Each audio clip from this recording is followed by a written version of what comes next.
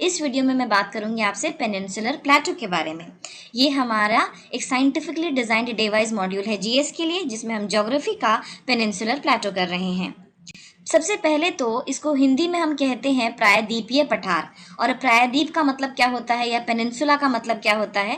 Peninsula का मतलब होता है एक ऐसा पीस ऑफ लैंड जिसके तीनों ओर पानी हो, तीन ओर उसके पानी होता है और एक तरफ आपका लैंड होता है, भूमि होती है। इसलिए जब हमारा दक्षिण भारत है, एक तरफ आपकी बे ऑफ बंगाल है, दूसरी तरफ अरेबियन सी है और तीसरी तरफ इंडियन ओशन है, तो इसलिए हम उसको कहते हैं peninsular Plato.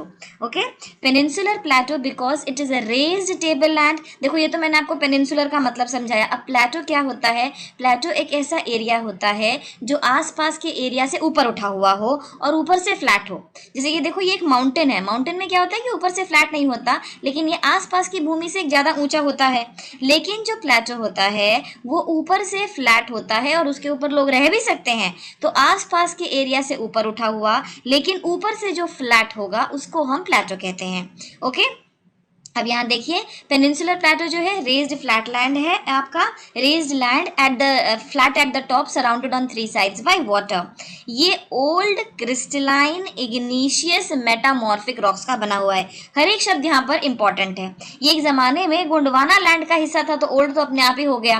Okay, crystalline इग्नीशियस and metamorphic rocks. यहाँ पर पुराने टाइम में बहुत सारी वोल्केनोज थी और वोल्केनोज से जो लावा वगैरह निकलता है उससे आपकी इग्नीशियस रॉक्स या आग्नेय चट्टाने बनती हैं। ठीक है, और ये जो चट्टाने होती हैं इनमें टाइनी क्रिस्टल्स होते हैं। मेटामॉर्फिक रॉक्स वो होती हैं जो कि टेम्परेचर और प्रेशर की वजह से they have undergone a change. तो यहाँ पर जो रॉक्स हैं जिसका ये बना हुआ है पेनिनसुलर प्लेटो, वो old crystalline igneous and metamorphic rocks है।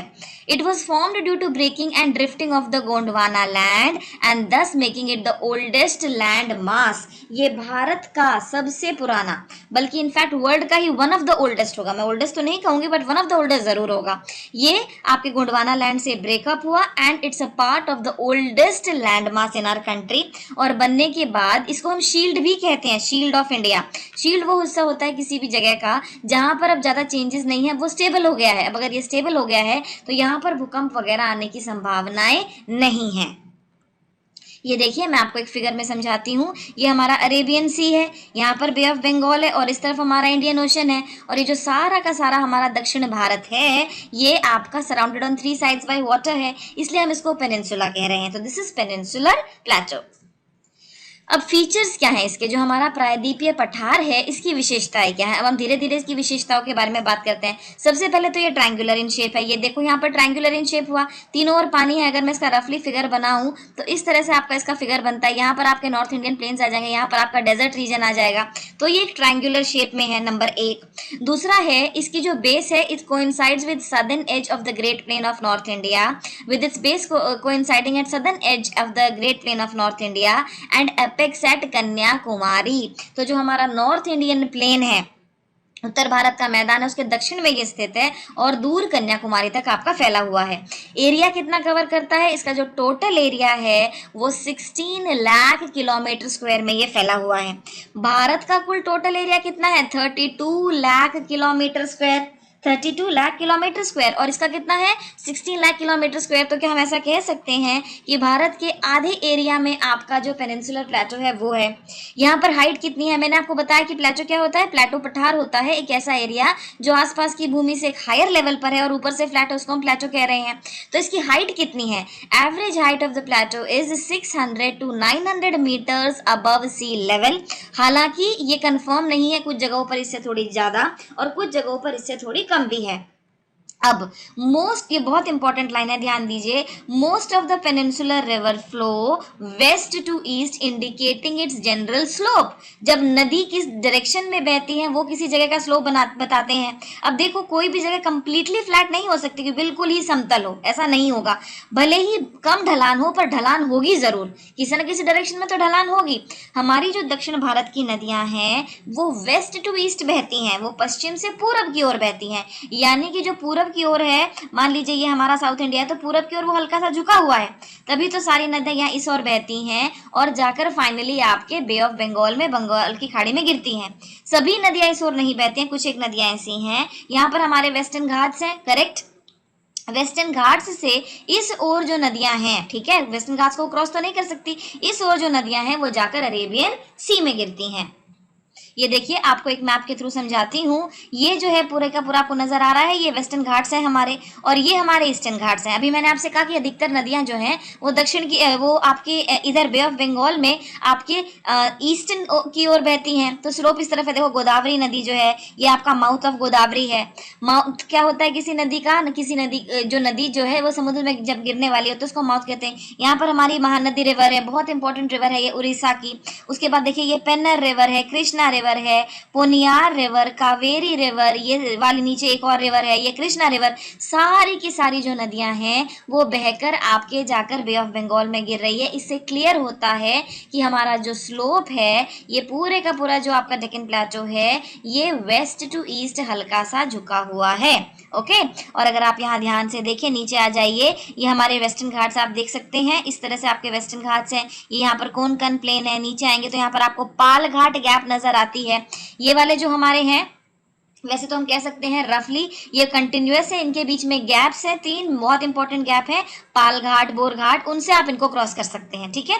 और इस तरफ भी हमारी नदियां हैं, जैसे नर्मदा और जो तापी नदी है वो आपकी अरेबियन सी में गिरेंगी। तो ये आपकी वेस्ट फ्लोइंग रिवर्स हैं। फीचर्स ऑफ पेनिनसुलर प्लेटो को हम कंटिन्यू करते हैं। अभी तक मैंने आपको किसके बारे में क्या क्या बताया, मैंने आपको ये बताया कि इसका शेप का क्या है, कहाँ से कहाँ तक ये स्ट्रेच है, टोटल एरिया कितना कवर करता है, हाइट कितनी है, नदियां किस दिशा में बहती हैं, उसी को कंटिन्यू करते हुए अब जैसे मैंने बताया कि नदियां जो हैं वो ईस्ट डायरेक्शन में बह रही हैं। नर्मदा और तापी नदी जो हैं ये आपकी एक रिफ्ट वैली में से बहती हैं और ये फाइनली जाकर गिरेंगी आपके अरेबियन सी में। स्टेबल शील्ड है, स्टेबल शील्ड जैसे मैंने बताया आपको एक स्थिर ढाल है और which has gone through very little structural changes since it's formation. जब से डेक्कन प्लेटो बना है इसमें बहुत ही कम चेंजेस आए हैं, निर्माण के बाद से बहुत ही कम संरचनात्मक परिवर्तन हुए हैं। ओके, उसके बाद इसमें बहुत सारे छोटे छोटे प्लेटोज हैं, छोटे छोटे हिल रेंजेस हैं, बहुत सारे रिवर बेसिन्स हैं, वैलीज हैं, और ये सारे के सारे कलेक्टिवली कहलाते हैं पेनिनसुलर प्लेटो। जो पेनिनसुलर प्लेटो है उसको ब्रॉडली हम 2 पार्ट्स में डिवाइड कर सकते हैं। 2 पार्ट्स में उसको डिवाइड कर सकते हैं। एक तो है हमारा सेंट्रल हाईलैंड जो कि आपका मध्य प्रदेश छत्तीसगढ़ वाला क्षेत्र है, ठीक है, और दूसरा है हमारा दक्कन का पठार या डेक्कन प्लेटो जिसको हम कह रहे हैं। तो जो पेनिनसुलर प्लेटो है उसको हम ब्रॉडली 2 कैटेगरीज में डिवाइड कर रहे हैं, सेंट्रल हाईलैंड्स और डेक्कन प्लेटो। पहले बात करूंगी सेंट्रल हाईलैंड्स के बारे में और उसके बाद आपसे बात करूंगी डेक्कन प्लेटो के बारे में। तो जो सेंट्रल हाईलैंड्स हैं उसको हम हिंदी में क्या कह रहे हैं, मध्य भारत का पठार। सेंट्रल मतलब मध्य, सेंट्रल, इसको हम मध्य भारत का पठार भी कहते हैं। East of the Marwar and Mewar upland, ये कहाँ पर लोकेटेड है, जो हमारे मारवाड़ और मेवाड़ अपलैंड्स हैं जो कि राजस्थान में लोकेटेड है, वो ये जो है आपके सेंट्रल हाईलैंड्स ये उनके ईस्ट में लोकेटेड है। यहाँ पर आपकी जो मेन रिवर है वो चंबल नदी है।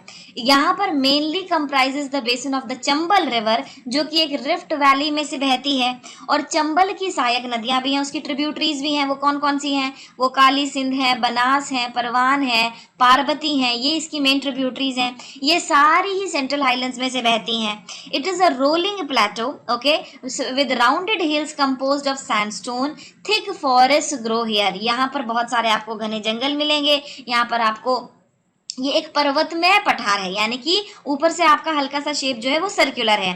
टू द नॉर्थ और आर द रेवेंस और बैडलैंड्स ऑफ चंबल रिवर, ठीक है। अब आपने जरूर सुना होगा कि चंबल में बहुत सारी तंग घाटियां हैं, और बैडलैंड्स का मतलब है कि वहाँ की जो भूमि है उसका इस तरीके से इरोजन हो गया है कि अब वहाँ पर कृषि नहीं हो सकती है, जिसकी वजह से उसको नाम दिया गया है बैडलैंड्स। दक्कन के पठार की अगर बात की जाए, दक्कन का पठार जो है ये 5 लाख स्क्वायर किलोमीटर का एरिया कवर करता है। तो बिल्कुल क्लियर है कि हमारा टोटल एरिया कितना था, हमारा टोटल एरिया ये देखिए हमने अभी किया था आपके साथ कि टोटल एरिया हमारा जो था वो 16 लाख किलोमीटर स्क्वायर था, करेक्ट। और उसमें से डेक्कन प्लेटो कितना एरिया कवर कर रहा है? जो डेक्कन प्लेटो है वो कवर कर रहा है आपका 5 लाख किलोमीटर स्क्वायर। ये ट्राइंगुलर इन शेप है। It is bounded by Satpura and Vindhyas in the north waste. ये सतपुरा देखिए, अगर ये आपका इस तरह से डेक्कन प्लेटो है, इस तरफ आपको यहाँ पर सतपुरा और विंध्या माउंटेन्स मिलेंगे नॉर्थ वेस्ट में, Mahadev and Maikal in the north मिलेंगे आपको, और वेस्टर्न घाट्स इधर और ईस्टर्न घाट्स इधर। तो हम ये कह सकते हैं ऑलमोस्ट चारों तरफ से ये पूरी तरह से आपका माउंटेन रेंजेस से घिरा हुआ है। एवरेज एलिवेशन यहाँ पर कितनी है? एवरेज एलिवेशन जो है यहाँ पर 600 मीटर्स है। 600 मीटर्स है, परंतु कुछ जगह ऐसी भी है जहाँ पर ये 1000 मीटर्स तक भी राइज करता है, और कुछ जगह ऐसी भी है जहाँ पर ये थोड़ी इसकी हाइट कम हो जाती है, करीबन 100 मीटर। जैसे जैसे आप इस डेक्कन प्लेटो में दक्षिण की ओर जाएंगे, आप पाएंगे कि there is an increase in height. ठीक है, तो जैसे जैसे दक्षिण की ओर जाएंगे आप पाएंगे कि हाइट जो है उसमें बढ़ोतरी हो रही है। अगर दक्षिण की ओर जाते टाइम हाइट में बढ़ोतरी हो रही है, तो जाहिर सी बात है वेस्टर्न घाट्स, ईस्टर्न घाट्स और डेक्कन प्लेटो की जो हाईएस्ट पीक्स होंगी वो आपको दक्षिण की ओर मिलेंगी। General slope from west to east ये मैं आपको बता चुकी हूँ, और ये इंडिकेट किया जाता है by the flow of the major rivers. ये देखिए मैं आपको दिखा रही हूँ, यहाँ पर आपकी विंध्या हिल्स हैं जिसके बारे में हमने बात की थी। ओके, और यहाँ पर देखो आपके वेस्टर्न घाट्स हैं, यहाँ पर आपके ईस्टर्न घाट्स हैं। तो इस तरह से जो सेंट्रल पोर्शन है इसके बीच में हमारा जो ट्रायंगुलर इन शेप आपको नजर आ रहा है, that is your Deccan plateau. Other minor plateaus in peninsular plateau. अब देखिए हमने क्या किया, हमने ये किया ब्रॉडली कि जो पेनिनसुलर प्लेटो है वो दो पार्ट्स में डिवाइडेड है। सेंट्रल हाईलैंड्स जिसको हम मध्य भारत वाले कह रहे थे, और जो आपके दक्षिण में थे जिनको हम डेक्कन प्लेटो कह रहे थे। इसके अलावा फर्दर सब डिविजन्स भी हैं, मारवाड़ प्लेटो, बुंदेलखंड प्लेटो, मालवा प्लेटो, छोटा नागपुर प्लेटो, मेघालय प्लेटो और तेलंगाना प्लेटो। ठीक है, ये छोटे छोटे दूसरे माइनर प्लेटोज हैं, रेज्ड लैंड्स हैं ये। ओके, ऊपर से फ्लैट, और इनको अब हम विस्तार पूर्वक करेंगे। इनके नाम से आप समझ जाइए कि कहाँ लोकेटेड होगा। जो छोटा नागपुर प्लेटो है वो झारखंड में, उड़ीसा में आपको मिलेगा। Okay, and it is extremely rich in minerals. Meghalaya plateau आपको मेघालय में मिलेगा, तेलंगाना प्लेटो आपको तेलंगाना में मिलेगा। अब इनके क्या क्या फीचर्स हैं, क्यों ये इंपॉर्टेंट है, हम वो सारी चीजें अब विस्तार पूर्वक करते हैं। ये देखिए आपको मैप के थ्रू बता रही हूँ। मारवाड़ प्लेटो कहाँ है आपका, बुंदेलखंड प्लेटो कहाँ है? Here is your Bundelkhand plateau, you can see it. Chota Nagpur ये देखिए झारखंड वाले पूरे इस एरिया में लोकेटेड है। शिलोंग प्लेटो मेघालय वाला शिलोंग प्लेटो। ओके, तेलंगाना प्लेटो आपके तेलंगाना में लोकेटेड है। कर्नाटका, ये पूरे के पूरा जो है ये हमारा डेक्कन प्लेटो है, ऑल दिस। ओके, तो अब चलिए हम शुरुआत करते हैं। सबसे पहले बात कर रहे हैं मारवाड़ के पठार की। मारवाड़ का पठार कहाँ पर लोकेटेड होगा? ये लोकेटेड है आपका राजस्थान में। ठीक है, ये लोकेटेड है आपके राजस्थान में, पूर्वोत्तर राजस्थान का पठार है ये। और यहाँ पर जो हाइट है वो 250 से 500 मीटर्स अबव सी लेवल है, और इसका जो स्लोप है वो ईस्टवर्ड्स है, यानी कि ईस्ट की ओर ये झुका हुआ है। ये सैंडस्टोन, शेल और लाइमस्टोन से, चूना पत्थर से आपका बना हुआ है। बनास नदी along with its tributaries, Banas नदी की जो सहायक नदियां हैं जिसमें बैराज रिवर, खारी रिवर वगैरह हैं, ये यहाँ पर अरावली रेंज में ओरिजिनेट होती हैं, and they flow towards north west into Chambal river. ठीक है, तो फाइनली ये आपकी चंबल नदी की ओर बह जाएंगी। मारवाड़ प्लेटो, ये देखिए आपको एक मैप में दिखा रही हूँ अब मारवाड़ प्लेटो एग्जैक्टली कहाँ है। ये राजस्थान का ये वाला सारा एरिया कवर करता है, ये सारा एरिया कवर करता है जिसमें आपका बाड़मेर है, जोधपुर है, नागौर है, पाली, जालोर, ये सारा एरिया जो है मारवाड़ प्लेटो आपका कवर करेगा। आगे है हमारा बुंदेलखंड प्लेटो। बुंदेलखंड प्लेटो, इसके नॉर्थ में आपकी यमुना रिवर है। मध्य भारत पठार इसके वेस्ट में है। मध्य भारत पठार जो था वो सेंट्रल हाईलैंड्स थे, और मालवा प्लेटो टू द साउथ है। ये उत्तर प्रदेश के 5 जिलों में और मध्य प्रदेश के 4 जिलों में फैला हुआ है। बुंदेलखंड प्लेटो, इसका कुछ हिस्सा उत्तर प्रदेश में है और कुछ हिस्सा इसका मध्य प्रदेश में है। यहाँ पर एवरेज एलिवेशन कितना है? यहाँ पर average elevation 300 to 600 meters above sea level है। This area is marked by a chain of hillocks। hillocks होते हैं छोटी छोटी पहाड़ियाँ, और ये जो छोटी छोटी पहाड़ियाँ हैं ये ग्रेनाइट और सैंडस्टोन की बनी हुई हैं। यहाँ पर नदियों के इरोजनल वर्क की वजह से, नदियों का बहुत सारा कटावदार काम होता है, ओके, वो इरोजन करती हैं। इरोजन में क्या होता है, इरोजन में जो टॉप लेयर ऑफ सॉइल है वो वॉश आउट हो जाता है। जब टॉप लेयर ऑफ सॉइल ही नहीं होगा तो कल्टीवेशन कैसे होगा। तो यहाँ पर नदियों ने बहुत सारा इरोजनल वर्क किया हुआ है, जिसकी वजह से ये जो एरिया है ये अनफिट फॉर कल्टीवेशन है, कृषि के योग्य नहीं है। बेटवा, धासन और केन ये 3 नदियां हैं जो इस एरिया में आपके बहती हैं। देखिए आपको बुंदेलखंड प्लेटो दिखाती हूँ कहाँ पर है। मैं जैसे कि आपको बताया कि उत्तर प्रदेश के 5 डिस्ट्रिक्ट्स में है ये, 1 district, 2 district, 3 district, 4th and 5th, ये आपको क्लियरली दिख रही है। और सिमिलरली आपके ये मध्य प्रदेश में है, हियर यू कैन सी। तो part of Uttar Pradesh and Madhya Pradesh is covered by your Bundelkhand plateau. अगले पठार की बात करते हैं। अगला पठार है हमारा Malwa plateau. It forms a triangle based on the Vindhyan hills. इसके वेस्ट में आपका अरावली रेंज है, नॉर्थ में इसके मध्य भारत पठार है और ईस्ट में इसके बुंदेलखंड प्लेटो है।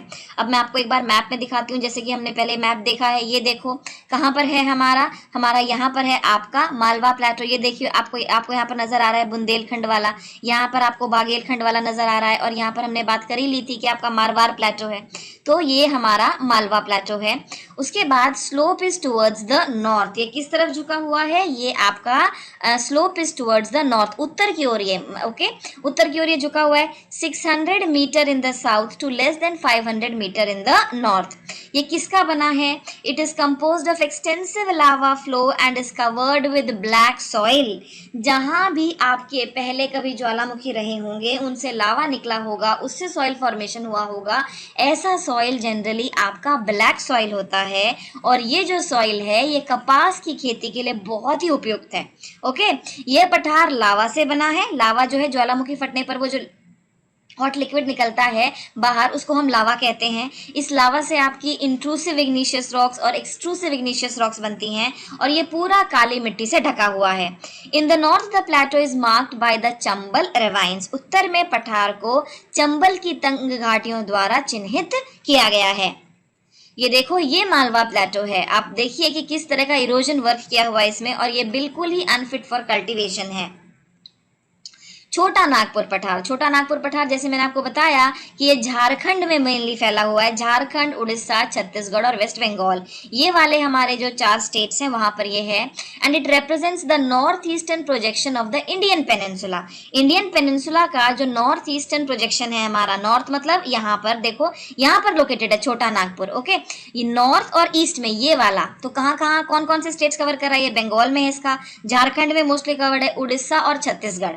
काफी सारे ट्राइबल्स आपको यहाँ पर मिलेंगे, काफी ट्राइबल एरिया है ये, एंड रिच इन मिनरल्स है। ठीक है, आगे देखो, the Son river flows in the north west of the plateau and joins the Ganga. Son नदी जो है वो गंगा की ट्रिब्यूटरी रिवर है, ठीक है, और इसको हम बिहार का शोक भी कहते हैं क्योंकि वहां पर बाढ़ लेकर आती है। Son river flows in the north west of the plateau and joins the Ganga. यहाँ पर जो एवरेज एलिवेशन है वो 700 मीटर्स अबव सी लेवल है, और जो प्लेटो है it is mainly composed of Gondwana rocks, mica, iron ore, bauxite, copper, limestone, ये सभी आपको यहाँ पर मिलेंगे। ठीक है, जो हमारे गरीब स्टेट्स हैं, छोटा नागपुर आपका झारखंड है, उड़ीसा वगैरह है, ये गरीब तो है बट ये रिच इन मिनरल्स भी हैं। यहाँ पर झारखंड में जो जमशेदपुर है वहाँ पर आपका Tata iron and steel located है। उसको वहाँ लोकेट करने का रीजन ही क्या था कि वहाँ पर आपको स्वर्ण रेखा नदी से पानी मिल सकता था, वहां पर कोल अवेलेबल है, वहां पर आयरन अवेलेबल है। तो ये एक ऐसा रीजन है भारत का which is very famous for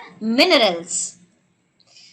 अब ये मैप देखिए आप, यहाँ पर आपको क्लियरली छोटा नागपुर नजर आ रहा है। ठीक है, यहाँ पर हमारे विंध्यास हैं और यहाँ पर हमारे सतपुराज हैं, और विंध्यास और सतपुराज के बीच में ये देखो हमारी नदियां भी आपको नजर आ रही है। नर्मदा, तापी नदी है, यहाँ पर आपके वेस्टर्न घाट्स हैं, ईस्टर्न घाट्स हैं, ये अरावली माउंटेन्स हैं।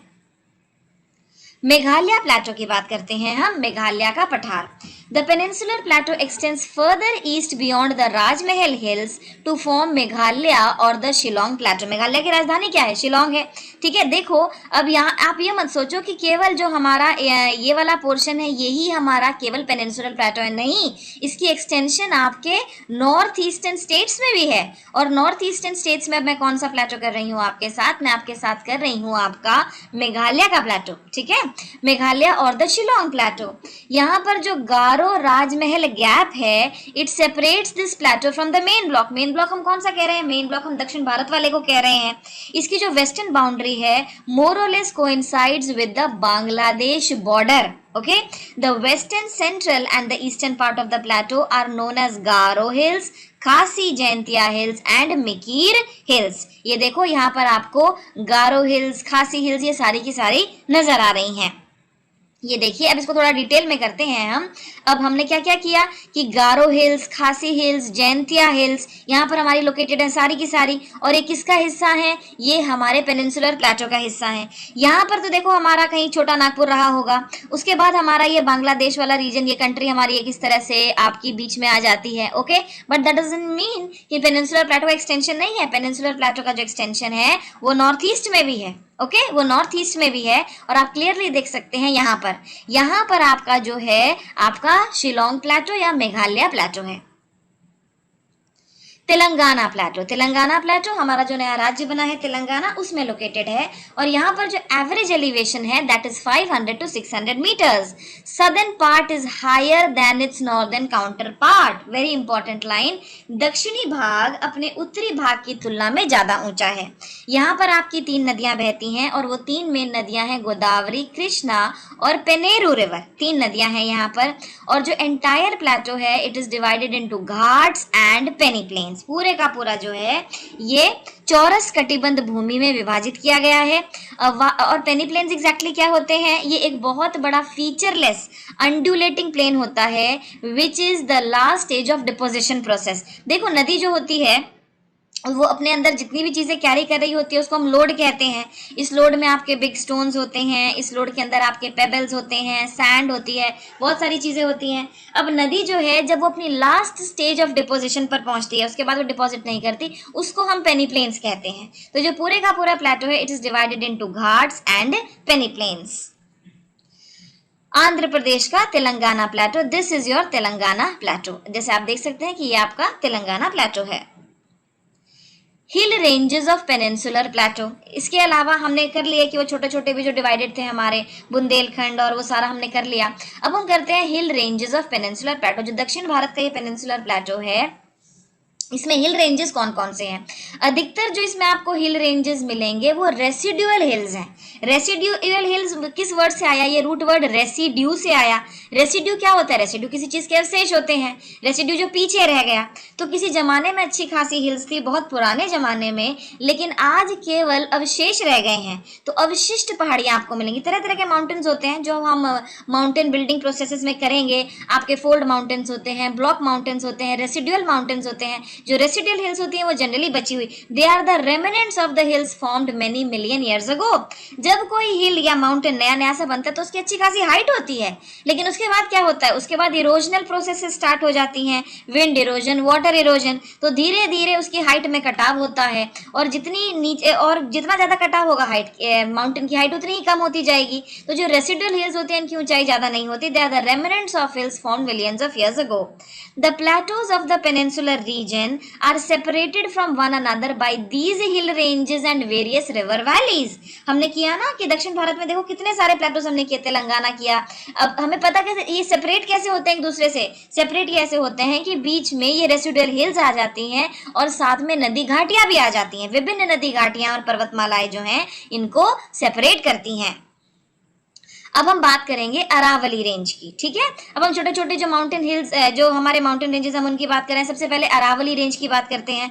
अरावली रेंज जो है it is situated in north east to south west direction. कहाँ लोकेटेड है ये मेनली लोकेटेड है आपके राजस्थान में। और किस तरह से स्ट्रेच्ड है ये उत्तर पूरब से दक्षिण पश्चिम दिशा में स्थित है। और ये कहाँ से कहाँ तक है? ये दिल्ली से लेकर पलानपुर इन गुजरात तक आपके फैले हुए हैं।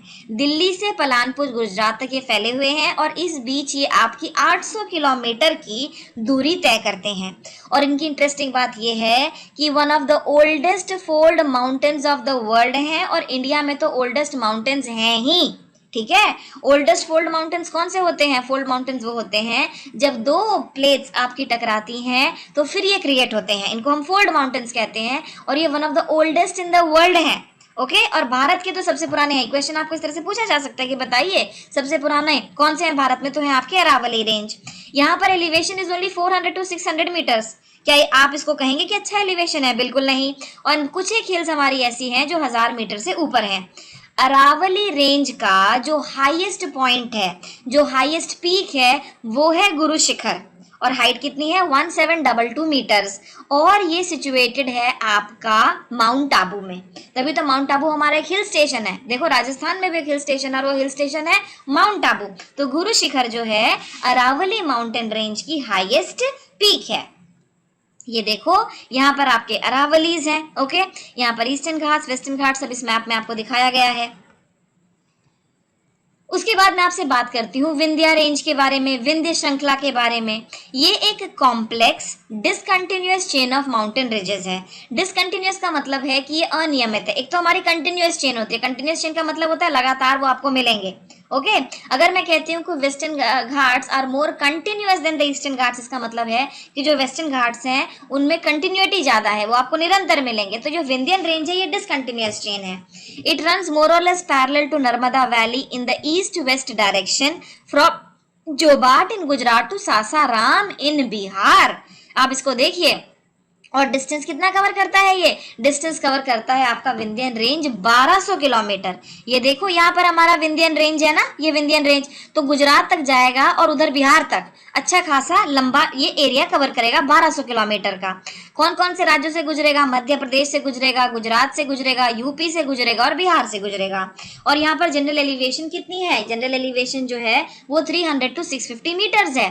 तभी तो हम इनको रेसिडुअल हिल्स कह रहे हैं ना, क्योंकि अभी केवल अवशेष है, और क्योंकि केवल अवशेष है तो हाइट ज्यादा नहीं है। और ये किस चीज के बने हुए हैं? They are mainly composed of horizontally bedded sedimentary rocks. जो हमारी परतदार चट्टानें होती हैं ये मोस्टली उनके बने हैं। ओके, आगे चलते हैं। विंध्यन रेंज जो है they are continued eastward as the Bharner and Kaimur hills. जो कैमूर हिल्स है वो further extensions of Vindhyan range है, और ये they act as a watershed between the Ganga system and the river system of southern India. देखो विंध्यन रेंज की आप लोकेशन देखो, ये कहाँ लोकेटेड है? ये यहाँ लोकेटेड है भाई, ठीक है ना। अब इसके ऊपर कौन सी नदी है? इसके ऊपर मेनली हमारी गंगा नदी है। गंगा नदी नहीं तो पूरा हमारा नॉर्थ इंडियन प्लेन बनाया हुआ है, हमारा गंगा प्लेन वाला सारा रीजन आ जाता है। गंगा की सहायक नदियां आपकी चंबल नदी हुई, आपकी यमुना नदी हुई, खैर चंबल यमुना की सहायक नदी है। आपकी बहुत सारी सहायक नदियां मिलकर ये गंगा प्लेन बना रही हैं। और इस विंध्यन रेंज के नीचे क्या है? यहाँ पर आपकी दक्षिण भारत की नदियां हैं। तो जो विंध्यन माउंटेन्स हैं ये आपकी गंगा रिवर, जो आपकी नॉर्थ इंडियन रिवर्स हैं, उनको दक्षिण भारत की नदियों से अलग करते हैं। And it acts as a watershed between the two. एक वाटरशेड का काम करता है ये, ठीक है।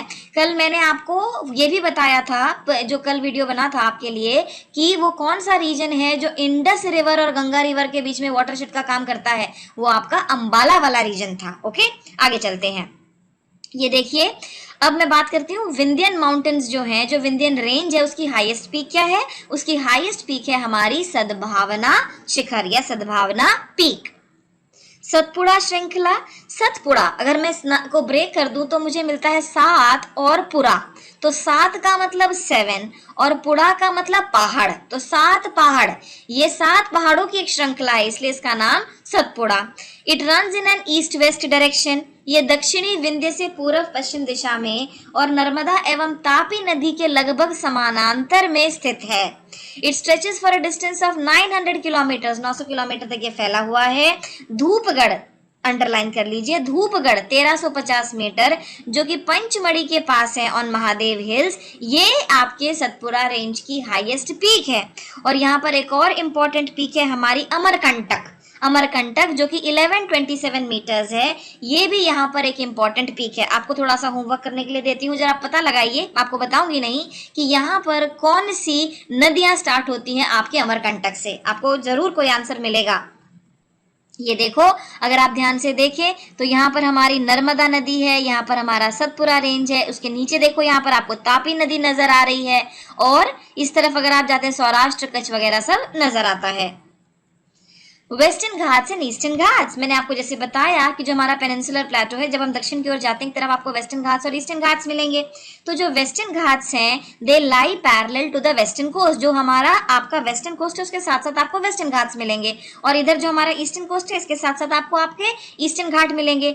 जो वेस्टर्न है हमारे, जो पश्चिम में है, they are continuous and can be pass through passes only, ये हमारे कंटिन्यूअस है, निरंतर लगातार हैं, और इनके बीच में पासेस हैं जिनसे इनको पास किया जा सकता है, Thal Ghat, Bor Ghat and Pal Ghat. Okay, while जो ईस्टर्न घाट्स हैं दे आर डिसकंटिन्यूअस, वो आपके कंटिन्यूअस नहीं है, उनके बीच में नदियों ने बड़े बड़े डेल्टास बना रखे हैं, वो इरेगुलर हैं, और क्योंकि अधिकतर नदियां जो हैं वो बे ऑफ बंगाल की ओर बहती हैं, क्योंकि स्लोप जो है वो ईस्ट की ओर है, इसलिए ये यहाँ पर कंटिन्यूअस नहीं है। They are dissected by rivers draining into bay of Bengal. जो higher than the eastern Ghats हैं, जो वेस्टर्न घाट्स हैं, उनकी जो ऊंचाई है पूर्वी घाटों की तुलना में वो ज़्यादा है। यहाँ पर average elevation is 600 to 1600 metres, और जो ईस्टर्न घाट्स हैं वहाँ पर एवरेज एलिवेशन जो है आपका वो केवल 600 मीटर है। Eastern Ghats stretch from Mahanadi valley, ये उड़ीसा में है, to Nilgiris in the south. इधर से देखो आपके वेस्टर्न घाट्स आएंगे, इधर से आपके ईस्टर्न घाट्स आएंगे, जहां वो मिलेंगे उसको हम कहते हैं आपके नीलगिरीज में वो मिलते हैं, और ईस्टर्न घाट्स जो है वो आपके महानदी वैली से स्टार्ट हो जाते हैं। ठीक है, आगे चलते हैं। Western Ghats meet with Eastern Ghats in Nilgiri hills. Western Ghats को हम अलग अलग लोकल नाम से जानते हैं, अलग अलग इनके लोकल नाम हैं, जैसे फॉर एग्जांपल गोवा वाले रीजन में इनको कोंकण कोस्ट बोलते हैं, केरल वाले रीजन में इनको मलाबार कोस्ट बोलते हैं। मलाबार, आप जब कभी मानसून के बारे में न्यूज़ आती है, आप देखना कभी फर्स्ट वीक ऑफ जून में समाचार सुनेंगे तो इस तरह से कहा जाता है कि जो मानसून है वो मलाबार तट पर पहुंच गया है। तो ये मलाबार तट क्या है, केरल में है, और ये वेस्टर्न घाट्स का सदर्न मोस्ट पॉइंट है। Height of the Western Ghat progressively increases from north to south, बड़ी इंटरेस्टिंग इन्फॉर्मेशन है। मान लीजिए ये हमारे वेस्टर्न घाट्स हैं, जब आप नॉर्थ से साउथ की ओर जाते हैं तो हाइट जो है वो इंक्रीज होती है, तो जो हाईएस्ट पॉइंट होगा वो आपका डीप डाउन साउथ में होगा, बिल्कुल दक्षिण भारत में होगा। Highest point of western Ghat is Anamudi, Anamudi की हाइट देखिए 2695 मीटर्स है। डोडा बेटा यहाँ पर है, डोडा बेटा की हाइट 2637 है, तो हाईएस्ट पॉइंट कौन सा हुआ वेस्टर्न घाट्स का, वो हुआ हमारा अनाईमुड़ी। सिमिलरली जो हमारे ईस्टर्न घाट्स हैं, क्योंकि वो ज्यादा ऊंचे नहीं हैं, वहां पर हाईएस्ट पॉइंट महेंद्रागिरी है। Mahendragiri 1501 metres is the highest peak in Eastern Ghats. दिखाती हूँ, और इसमें कुछ समझाने की कोशिश की गई है कि जो हमारे वेस्टर्न घाट है और ईस्टर्न घाट है उनमें फ़र्क क्या क्या है। सबसे पहले तो देखो कि हमारे जो वेस्टर्न घाट हैं वो ज़्यादा चौड़े नहीं हैं, बहुत ज़्यादा ब्रॉड नहीं है वो, जबकि हमारे ईस्टर्न घाट्स जो हैं वो ज़्यादा चौड़े हैं, नंबर 1। नंबर 2, ये ज़्यादा कंटिन्यूअस हैं, आपके ज़्यादा कंटिन्यूअस हैं, और इनके बीच में अगर आपको क्रॉस करना है तो केवल आप पासिस से क्रॉस कर सकते हैं। यहाँ पर आपका कोंकण रेलवेज वाला हमारा प्रोजेक्ट है। Okay, Konkan railway is one of the most outstanding examples of wonderful execution है, क्योंकि वो एक ऐसा प्रोजेक्ट था जिसमें अगर 10 किलोमीटर का रेलवे ट्रैक बिछा है तो 1 किलोमीटर जो है वो आपके पहाड़ों में से गुजरता है। ठीक है, वहां पर हमें सुरंगें बनानी पड़ी, तो जाहिर सी बात है अगर ये इतना कंटिन्यूअस होगा तो बहुत सारी आपको सुरंगें बनानी पड़ेंगी, पर कोंकण रेलवेज ने इस एरिया को बहुत अच्छे से कनेक्ट किया है। अगर आप इधर ईस्टर्न घाट्स की ओर देखें तो ईस्टर्न घाट्स जो है हमारे वो कंटिन्यूअस नहीं है, और बीच बीच में काफ़ी सारी नदियां ऐसी हैं जो डेल्टास बनाती हैं। ठीक है, तो ये था हमारा comparison between western and eastern Ghat. साथ ही साथ वेस्टर्न घाट्स जो हैं वो ज़्यादा ऊंचे भी हैं और ईस्टर्न घाट्स ज़्यादा ऊंचे नहीं हैं। अब हमारे पेनिनसुलर प्लेटो की इम्पोर्टेंस क्या है? इम्पोर्टेंस क्या है? 98% of Gondwana coal deposits of India are found in the peninsular plateau. Extremely rich in coal है ये, एक्सट्रीमली रिच इन कोल। कल हमने देखा था कि जो नॉर्थ इंडियन प्लेन्स हैं वो बहुत ही इंपॉर्टेंट है एग्रीकल्चरली, हर प्रकार की फसल वहाँ हो सकती है, और मैंने आपको बताया था कि वो एग्रीकल्चरली इंपॉर्टेंट क्यों है, क्योंकि वहाँ दुनिया भर की जलोढ़ मिट्टी है, दुनिया भर का वाटर अवेलेबल है from Ganga and it's tributaries, right. और साथ ही साथ वहाँ पर इंडस्ट्रियलाइजेशन भी हुआ, अर्बनाइजेशन भी हुआ। वो इसलिए हुआ क्योंकि जो ज़मीन थी वो आपकी सॉफ्ट लैंड था, जिसमें आसानी से सड़कें बनाई जा सकती थी, रेलवे ट्रैक्स वगैरह बिछाए जा सकते थे। वो नॉर्थ इंडियन प्लेन की इंपॉर्टेंस थी। जो हमारा पेनिनसुलर प्लेटो है, क्योंकि यहाँ पर आपके दुनिया भर का कोल मिलता है. It is very very rich in coal. There are huge deposits of iron, manganese, copper, bauxite, chromium, mica and even gold. यहाँ पर आपको स्लेट के, शेल के, सैंडस्टोन के, मार्बल के बहुत लार्ज रिजर्व्स मिलेंगे. A large part of north western plateau is covered with fertile black lava soil. और ये जो फर्टाइल ब्लैक लावा सॉइल है इसको हम कॉटन सॉइल भी कहते हैं, क्योंकि कपास की खेती के लिए ये काफी ज्यादा इंपॉर्टेंट है. Some hilly regions in Western Ghats are even suitable for plantation crops. यहाँ पर plantation crops भी होती हैं. Plantation crops कौन सी होती हैं? Plantation crops वो होती हैं जिनको highly skilled labor चाहिए, केवल एक ही फसल उगाई जाएगी और उससे फसल से रिलेटेड जितने सारे काम हैं वो उस प्लांटेशन के अंदर ही होंगे. ये ब्रिटिशर्स की देन है. ओके, टी यहाँ पर आप किन्ने नीलगिरी टी के बारे में सुना होगा. कॉफी यहाँ पर उगती है, रबर यहाँ पर उगती है केरल में. तो यहाँ पर जो फसलें उगती हैं वो ये वाली हैं. लो लाइंग जो एरियाज हैं the plateau they are suitable for growing rice. तो ये सारा कुछ था हमारा पेनिनसुलर प्लेटो के बारे में, और इसी के साथ ये वीडियो प्रेजेंटेशन खत्म होती है.